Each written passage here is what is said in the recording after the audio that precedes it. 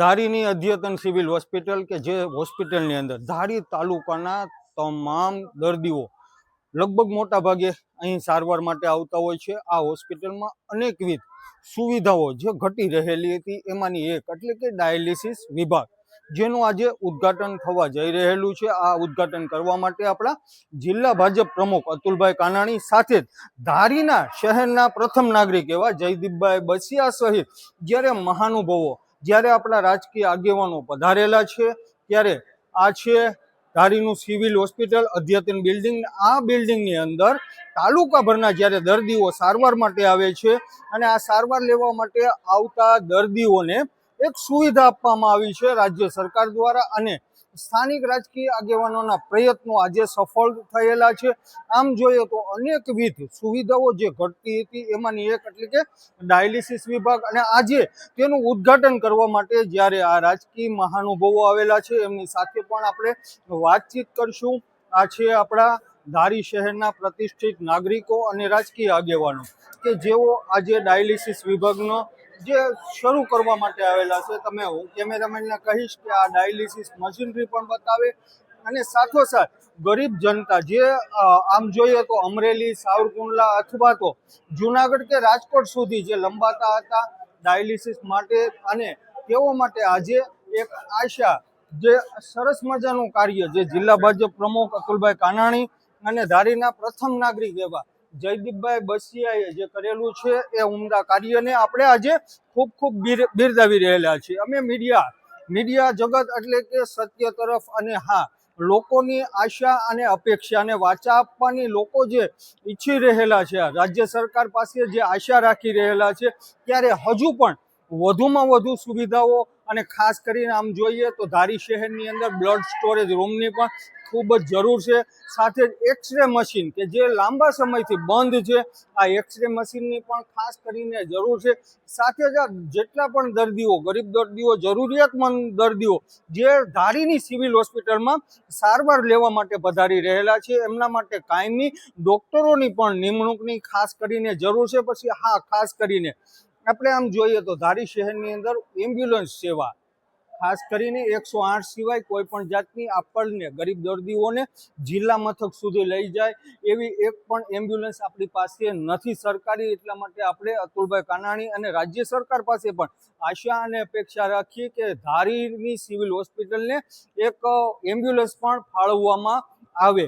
ઘણી સુવિધાઓ ઘટી રહેલી છે। આગામી સમયમાં અતુલભાઈ કાનાણીના જણાવ્યા પ્રમાણે ઘણી સુવિધાઓ આવવાની છે, અને લોકો પણ રાહ જોઈ રહેલા છે કે ક્યારે મળશે લોકોને સુવિધા। હા, આજે ખરેખર એક પોઝિટિવ વાત, મીડિયા જગત લાંબા સમયથી લોકોની આશા અને અપેક્ષા પ્રમાણે જે લોક માંગણી કરી રહેલું હતું એમાં પણ ખાસ કરીને ડાયાલિસિસ, અમે સત્ય બોલવાવાળા છીએ અને સત્ય હંમેશા બોલશું।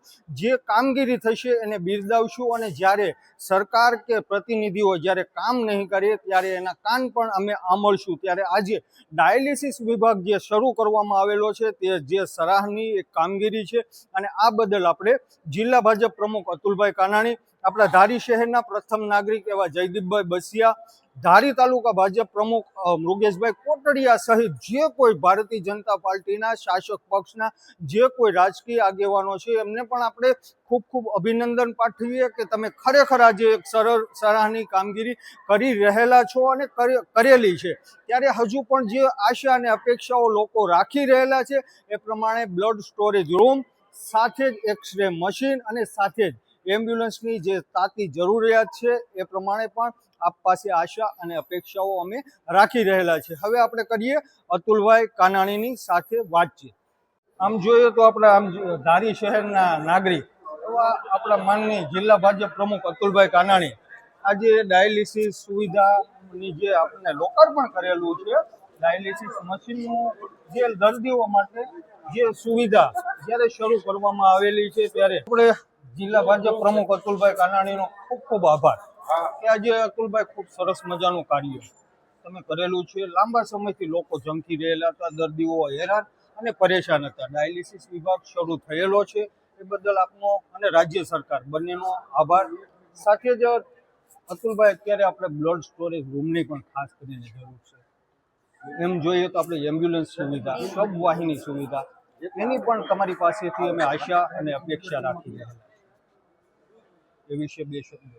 ડાયાલિસિસ મશીનની ઘણા સમયથી આપણે રજૂઆત સરકારમાં હતી જ નથી. જેને કારણે આરોગ્ય વિભાગે આજે આપણને આરોગ્ય વિભાગ તરફથી 2 મશીનો ધારી સામૂહિક આરોગ્ય કેન્દ્ર મળ્યા છે. પ્રથમ તો આપણે ભગવાનને પ્રાર્થના કરીએ કે આ મશીનની કોઈનો ઉપયોગ ન પડે, પરંતુ જે આવા દર્દીઓ છે એને સારવાર સારી રીતે મળે, એને બહાર ન જવું પડે, કલાલા અથવા અમરેલી સુધી ધક્કો ન ખાવો પડે, એને આરામથી ને સારી સુવિધા મળી રહે, એના માટે સરકારે અમારી રજૂઆતને ધ્યાને લઈ લે આજે 2 મશીનો સિવિલ હોસ્પિટલને આપેલા. એમ્બ્યુલન્સ પણ અમે રાજ્યસભાના સાંસદ ગોવિંદભાઈ પાસે માગેલી હતી. એમણે પણ 25 લાખ રૂપિયા વ્યક્તિગત રીતે મંજૂર કરીને ધારી સિવિલ હોસ્પિટલ માટે ટૂંક સમયમાં ધારી સિવિલ હોસ્પિટલને મળી જવાના છે. ડૉક્ટરોની જે પ્રશ્ન છે એમાં પણ અમે 15 દિવસ પહેલા મુખ્યમંત્રીશ્રીને મળ્યા હતા, ભૂપેન્દ્રભાઈ પટેલ સાહેબને, આરોગ્ય મંત્રીશ્રીને પણ મળ્યા હતા. એમણે પણ ખાતરી આપી છે ટૂંક સમયમાં ડૉક્ટરોની પણ ધારીમાં નિમણૂક થઈ જશે. ખૂબ ખૂબ સરસ. એટલે આ હતા આપણે અતુલભાઈ કાનાણી. આમ જોઈએ ને તો ભારતીય જનતા પાર્ટીની સરકાર લોકોની સુવિધાઓ આપી રહેલા છે, પરંતુ સાથોસાથ લોકોની પણ અપેક્ષાઓ વધતી જાય છે કે આપણે તાલુકાની જે હોસ્પિટલ છે એની અંદર આટલી સુવિધા વધારવામાં આવે, એટલી સુવિધા વધારવામાં આવે.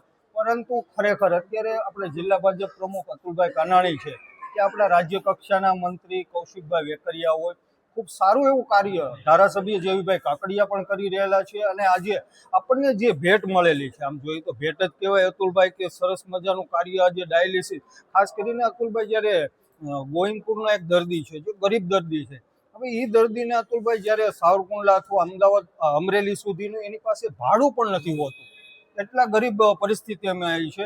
તો એને આજે ધારીની સિવિલ હોસ્પિટલમાં આ જે સુવિધા મળી છે એ બદલ આપણે દિલથી તમારો આભાર માનીએ છીએ. રાજ્ય કક્ષાના મંત્રી સાથોસાથ આપણા ધારાસભ્ય, રાજ્ય સરકારનો પણ આપણે આભાર માનીએ છીએ. આવા કાર્યો તમારી પાસેથી હજી પણ અમે ઈચ્છી રહેલા છીએ લોકોની અપેક્ષા પ્રમાણે અતુલભાઈ, અને એ કાર્યો તમે નિરંતર કરતા રહો. ધારીની સુખ સુવિધામાં વધારો થાય એના માટે અમે 100 આગેવાનો એક થઈને પ્રયાસ કરી રહ્યા છીએ. વધુમાં વધુ સુવિધા ધારીની જનતાને મળે એવા અમારા સૌના પ્રયાસો છે. ખૂબ ખૂબ સરસ. બોલાવી બદલ સ્ટાફનો હું આભાર માનું છું. અને આપણે ધારીને બહુ જરૂરિયાત હતી જીતુભાઈ, આપણે આખી ટીમ અતુલભાઈ કાનાણી, ધારાસભ્ય છે દેવીભાઈ કાકડિયા અને મુકેશભાઈ કોટડિયા સહિત આપણી ભાજપની આખી ટીમ 13 દિવસની આની પાછળ હતી. અને આજે મશીન આપણે સ્ટાર્ટ કરવા જઈ રહ્યા છે ત્યારે હું મકવાણા સાહેબને કોટડિયા સાહેબને અભિનંદન આપું છું. એને પણ ખૂબ ઉપર લેવલે મદદ કરી અને બધાને બહુ કહ્યું ત્યારે આ બધું ચાલુ થયું છે. અને આવનારા દિવસોમાં ધારીમાં હજુમાં વધુમાં વધુ આધુનિક સુવિધા મળી રહે એવા અમારા પ્રયત્નો છે.